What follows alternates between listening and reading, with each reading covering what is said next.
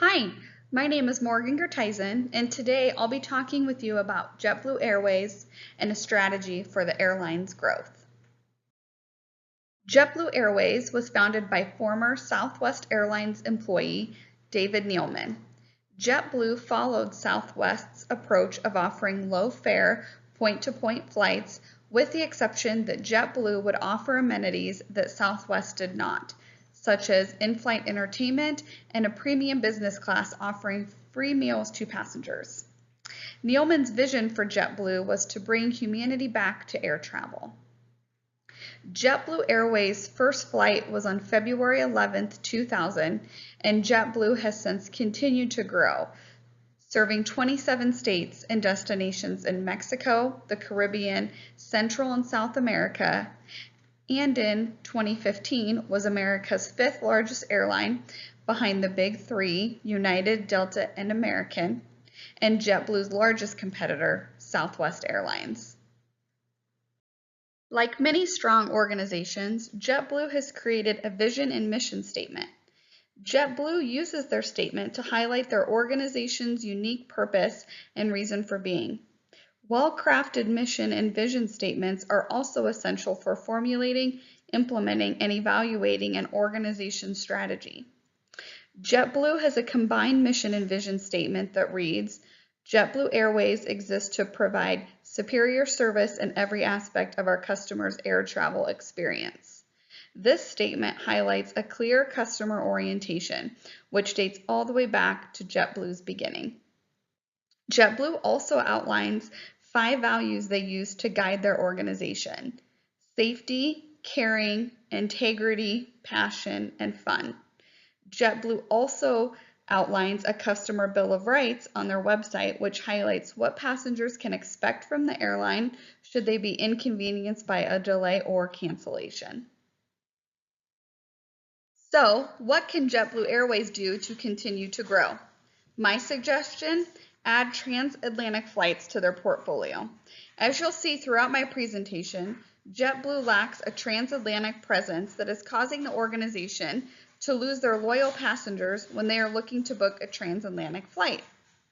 JetBlue would also open up 2 whole new markets: individuals in America looking for a flight to Europe, and the entire European market where JetBlue adds these transatlantic flights. To be successful, JetBlue will need to start small. Offering transatlantic flights to many locations at once would be overwhelming, not to mention a large undertaking requiring a huge amount of capital. JetBlue should start with 1 or 2 locations, make those routes profitable, and then look to expand. JetBlue will also need to research. JetBlue will need to understand what markets will be most profitable and sustainable. The rest of my presentation will discuss several matrices highlighting why this decision could be beneficial for JetBlue. Porter's 5 forces analysis is extremely well known. This model shows the competitive rivalry, threat of new entrants, supplier power, buyer power, and threat of substitutions for the airline industry. In general, competition is extremely high in the airline industry. Supplier and buyer power is high, while threat of substitution is medium. Potential customers could choose to drive to their destination or book a train ticket.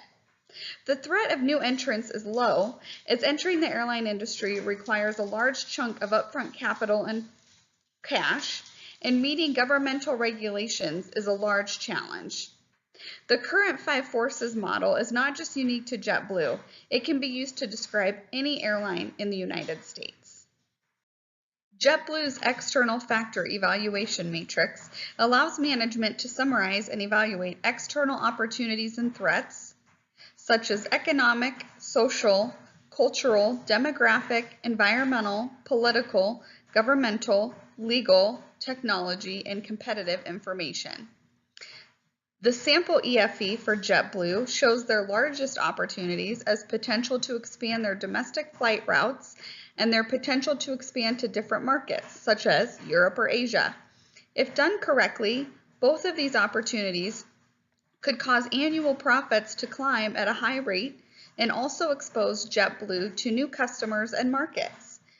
JetBlue's recent announcement of their new Airbus fleet is also a strong opportunity, as JetBlue can use this new, larger Airbus fleet to serve new transatlantic routes. JetBlue's threats are not surprising. Constantly changing fuel costs are something every airline faces. However, Southwest adding new flights to Hawaii is a large threat. Southwest added Hawaii flights before JetBlue, and the marketing behind these flights has been extremely positive for the airline. JetBlue could beat Southwest to the transatlantic punch by offering these routes before Southwest. If Southwest offers transatlantic flights first, they again beat JetBlue to the punch. JetBlue's internal factor evaluation matrix summarizes and evaluates the major strengths and weaknesses of the organization. This sample IFE highlights JetBlue's strongest strength as their low-fare flights. This is JetBlue's largest strength because JetBlue's loyal customers have come to know and love their competitive fares. If JetBlue's fares were not competitive, there would be less of a distinction between JetBlue and their competitors. JetBlue's amenities come in as their second strength, as their amenities set them apart from other low-fare airlines such as Southwest. Both JetBlue's low fares and amenities could continue to be large strengths in transatlantic flights. JetBlue's largest weakness is their lack of route destinations. Without transatlantic flights, they fall short to the big three, American, United, and Delta, and without routes to many Midwest states, they fall short to Southwest, who has hubs in cities like Omaha, Des Moines, Wichita, and Kansas City. JetBlue's lack of Midwest hubs leaves out a large market in North America.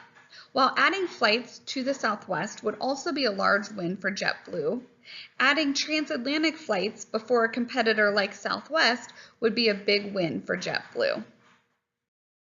JetBlue's competitive profile matrix highlights JetBlue's strengths and weaknesses against their competitors.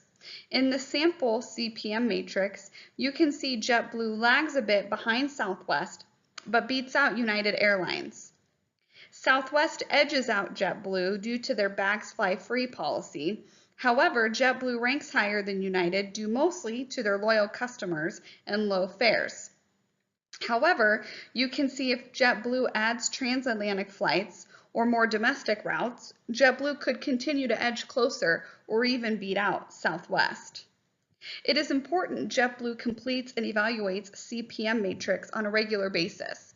This will help the organization determine if their competitive advantage is increasing or decreasing against their competitors. The Strengths, Weaknesses, Opportunities, Threats matrix is a tool that will help JetBlue develop 4 types of strategies to help leverage strengths and opportunities and minimize weaknesses and threats. The sample SWOT matrix for JetBlue shows growth in domestic or transatlantic flights in 3 of the 4 categories. This is not a fluke, as adding transatlantic flights can leverage JetBlue's strengths and opportunities and help to minimize the weakness, a smaller network of routes and destinations as compared to their competitors. JetBlue recently announced new flights in the western part of the U.S., now adding JetBlue services in Ontario, California, Steamboat Springs, Colorado, and Bozeman, Montana. These new route offerings have been met with great success, and JetBlue did years of research before adding service to these locations. If JetBlue does the same with transatlantic flights, the SWOT matrix shows more positive than negative. Towards the end of my research, JetBlue made the announcement that they would be adding service to London from Boston and New York City beginning in 2021. While many details are still unknown, the big one being which airport will be served in London, the decision is a huge step for JetBlue's growth. JetBlue's team did the appropriate research and found a market that is both overpriced and underserved, and set their eyes on how to offer lower cost fares with high service. This new expansion will strengthen JetBlue's relevance in its 2 largest U.S. cities, while also answering requests from their loyal customers who have had to turn elsewhere for flights to and from London. This launch also opens JetBlue up to a whole new market, Europe. Time will tell if JetBlue is successful in their launch, but all signs point to it being a positive addition to JetBlue's portfolio. JetBlue is taking a cautious approach, starting with just one international destination. JetBlue can use these London flights in trial and error to ensure these transatlantic flights are profitable for the organization. The reaction to JetBlue's announcement of London flights has been extremely positive, with loyal JetBlue customers posting their excitement on social media. This is great publicity for JetBlue, and hopefully these happy customers will book air travel on these new flights. JetBlue's addition of London flights seemed to be a great step for the airline.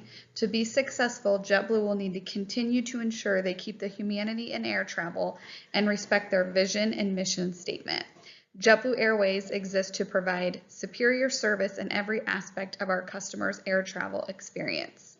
If JetBlue continues to live their mission, they could be a large competitor for the big three, United, Delta, and American, in these transatlantic flights.